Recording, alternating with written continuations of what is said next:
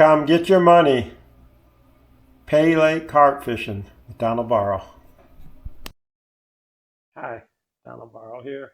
Gonna continue on the series of Pay Lake Carp fishing setups, and I'm making this series. I've talked about rods and reels. The next big purchase is stands.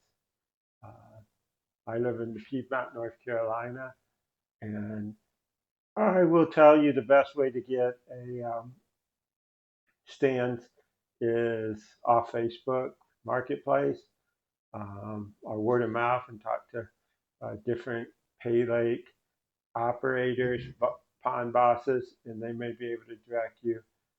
Stands are a big expense. Uh, they've been making them in North Carolina for 50 years, and the designs have improved, but a 10, 15-year-old stand is still relevant and plenty usable, maybe even longer. Plenty of homemade stands. There's videos about how to make homemade stands. And pretty much anybody who's ever welded is probably in fish has tried to make his own stands. And they're very good. They're made out of metal. Um, Most of them are no name. They don't have anything fancy. Uh, you will love your first set of stands, and they will become your preference. Things to look for is the correct angle on where your reel fits in. Uh, some guys like this a lot straighter so they can pull on the fish faster, get it out of the stand. Others like to make sure that if a fish takes off and the rod tips up in the air like they do, that you're not going to lose it by falling out of the stand. These were my first stands, and I loved them. Still do. Still use them. They're adjustable, and that's important to me because you take a stand. I guess I should say they come in about three heights, and I measured this. It's about 40 inches. Uh, Tall stands. This is a medium. Tall stands got to be 50 or so inches, and maybe up to 60. Short stands, I want to say if this is 40, they probably start around 24 or 30 inches. Um, I think the medium stance, in my opinion, is the most versatile. That if it's adjustable, if it's adjustable on a windy day, I can fish it down with the tip just off the water, and that way uh, the line isn't getting buffeted by the wind, and uh, it's more accurate. You can detect the fish bite. If I'm fishing a bait like for buffalo, maybe soybean, on some of my set, I might tip these straight out, uh, kind of to mimic a buffalo stand, which are almost always straight out, and they don't have a joint to adjust them. Because if you buffalo fish, you fish your rod straight out. The reason for that is the stand. Uh, Usually the rod end is pretty common, just a little U joint. Buffalo stands same way, but a buffalo stand doesn't have these cups. It's kind of flat, and it's designed for your reel to sit into. And I can tell you from experience, uh, there's not a lot of catch there. It basically sits in there. So you put your rod out straight. Buffalo stands are usually taller, so that your line goes down like this. And when the fish hits, you're not expecting a yellow to pull it. You're expecting a buffalo. And then you're on your rod, and you can do your little karate chop, uh, slap jerk, pull, and that's the premise. And It's obviously works well because every you see a lot of buffalo stands. Um, I had a pair. Let me just get into some of the other stands I've had.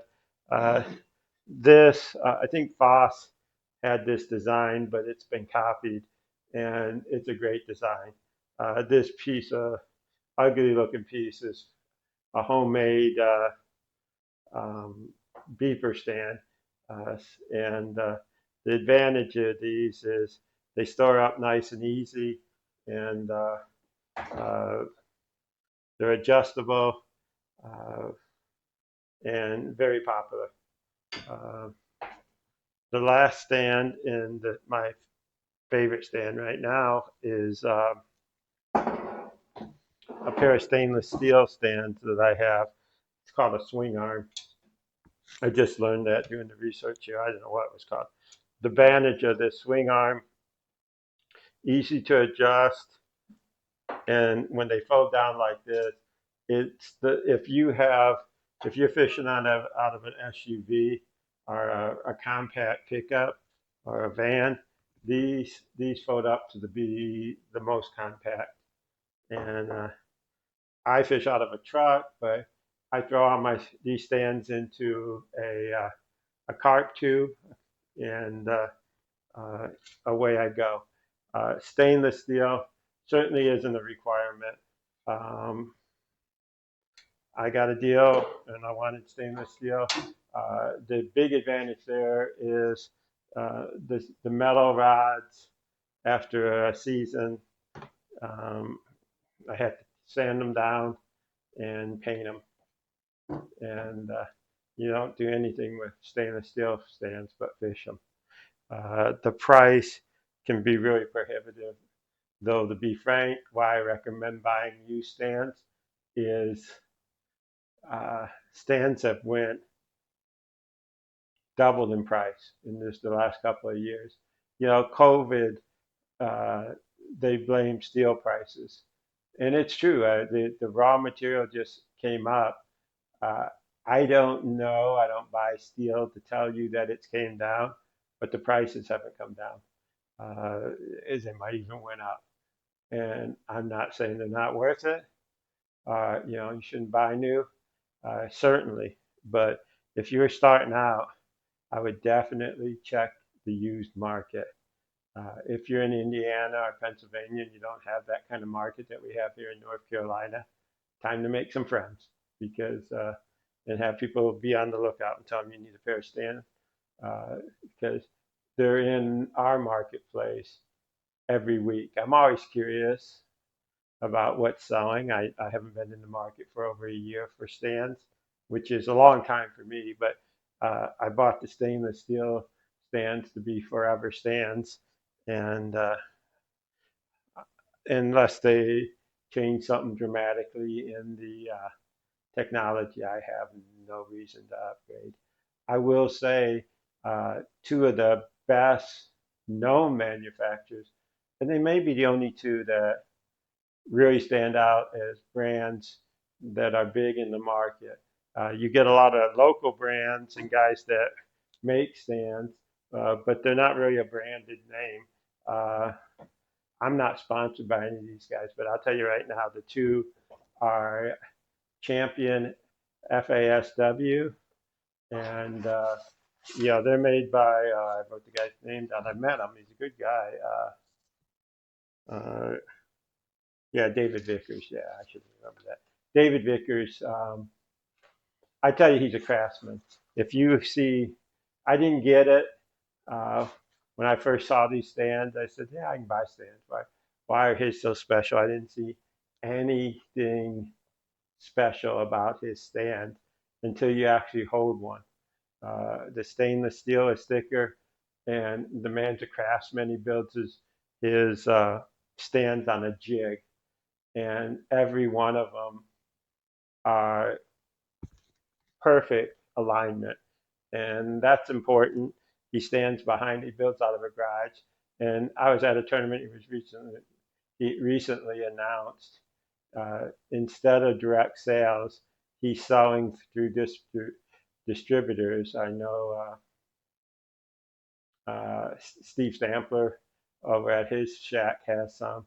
I heard Fopo or somebody, not Fopo, some other companies were going to start carrying his stand. That way he can produce stands, not worry about selling them and selling them in bulk, standard sizes to distributors. So there were times he was 6, 8 weeks behind, 2 months behind, and they quit taking orders. I think it was last year or the year before, where you couldn't order a false stand, uh, a champion false stand. The demand was too high. He refused to lower his quality, and bless him, it's a heck of a stand. I know a lot of guys fish them, and nobody's ever said a bad thing. The same with Popo beepers. Uh, they make good beepers, but I gotta tell you, he makes one of the best stands. I don't believe Dwayne makes it, but he has somebody make it to his specs, and it's high quality, but its technology is above anybody else right now. I say that because nobody makes a stand like his. His stand's fully adjustable. When you look at a standard stand where you adjust here, his stands, you can adjust on the arms of the stands. He makes two types. One is like my stand, like a swing arm stand, but then his Elite, he has adjustable arms. So you raise and lower and adjust the angle based on the two stand lengths when you arm lengths when you adjust them. He also has an adjustable shaft, so you can make this a short stand or extra tall stand. Short, I didn't explain. I like to use short when I throw in short. Uh, it for two reasons. One, uh, you don't want to be way up here on the angle, setting the hook on a fish just below your feet. And number two, it's a visual cue for me. I think I said in another video or on a post I made that I like to throw one short. Most anglers do. Uh, and uh, when I throw short, I like to be reminded that there's the one that I threw short. And now generally I throw on the right or left side of the set, never in the middle, the short rod. And I explained that I throw it off as far, I may be heavily throwing to the right side of my set, and then I'll throw the short one to the far left of my set. And I do that for two reasons. One, I don't want the short one in the middle of all the lines that I put out, even when I bring them in. Uh, but the other, probably the big important thing, well, two other important things. Two, I don't want to be walking. I want the least amount of traffic near my short thrown rod. You know, I've walked down the bank and scared fish. And if you're throwing short and you want to throw just off the bank, that's you want to walk there the least. You know, if you have a set to your left or right that's open, you know, that's where you want to toss. The less you walk to a short set rod, short casted, the better. The other reason, and getting back to stands, is why I like a short stand. It's a verbal cue to me, not verbal, visual cue, to light, set the hook lighter, um, firm, but when you're setting the hook from, a 50 yard rope shot, then you got to set the hook, and you got all that slack, you've got the stretch of the monofilament, and, you're setting the hook, and you're giving a pretty healthy pull. Well, if you forget and you have all your stands looking the same, that you threw this one off short, and I say, yeah, I like to throw to the side, but in the middle of the night, all of a sudden I see fish coming up right in the middle of my set. I'm throwing the short one to the middle, and if I don't mark that somehow and have a visual cue that it's short, you know, 2 hours later, the beeper's going off. I'm half woke up. I'm surprised. I'm running over to my rod, and I'm giving it the big pull, and I'm pulling that right out of the fish's mouth.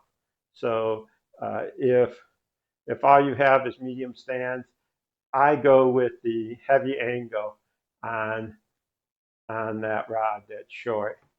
I use a heavy angle by bending this down so that my rod is at an angle. The other time you use this angle is if it's real windy. You have quite the advantage with adjustable stands. If it's real windy, that you can use that heavier angle to keep the tip just off the water, and that way your line is down, so there's less impact, and it's not infected by the wind. If you got a buff stand and you can't adjust it, so you're way up in the air, and you're going to be impacted by the wind. I don't know if I closed my thought on the faux pole sets. A couple of the other things that they do that I don't believe anybody else is doing is they have modular end caps. Uh, what I mean by that is you can change a standard cupped end cap here, or reel holder, or whatever you want to call this portion of the stand, to a buffalo stand, which I described as like a flat base. So you can fill that in. I even saw on their webpage where they have carbon. These are carbon fiber ones now. Um, I don't know what advantage that gives you, but they're sure cool looking. You know, um, I said before, you can adjust their stands from short to extra tall. So they're very popular. Them and the Foss. I think the Foss, if in opinion of me, the quality is beats everybody. I think the faux po, and I'm not saying anything bad about the quality. I've never heard of one having problems, but I'm saying that the technology is ahead of everybody else. Now, with all that said, if you're new to carp fishing or even experienced, um, if you're not happy, uh, a 15-year-old set of stands will do just as good as my $300 set of stands. And like I said, uh, because of the metal and the price, stands are through the roof right now. So a good deal on a set of stands. Um, there's not much that can go wrong. If it's a copy of the basic design that everybody uses, you're good to go. And I don't know if I've seen many radical designs, except back in the days in the 80s when everybody uh, tried something new and made their own stands. And I've seen some pretty crazy looking stands, but not often. 90% of the time, they look like the stands I just showed you here, and you'd be in good shape. So finding a deal can save you a lot of money because I've seen just basic stands, uh, you know, that are new sell for, $50 a piece. In the day they used to sell for 20. And so you got 200 to $250 into a set of five stands, which we use in the Piedmont here in North Carolina. It's a lot of investment, especially if you're starting out new. So I would shop around. Um, it would be my recommendation, unless you're absolutely sure. And if I was starting today and I knew the passion that I would have over these years, if I had a set of um, Champion or the Fopo Beeper, they're both stainless steel, uh, you'd never be in the market for stands. I'm not saying I don't like my stainless steel stands. I'm not in the market, you know, unless somebody wants to sponsor me. But um, again, guys, I hope this helps. Uh, you know, uh, good luck out there. Look for more starter type videos. I hope to make probably some line, some hooks. Think of something else. Nets. We'll do some videos, but thank you for watching.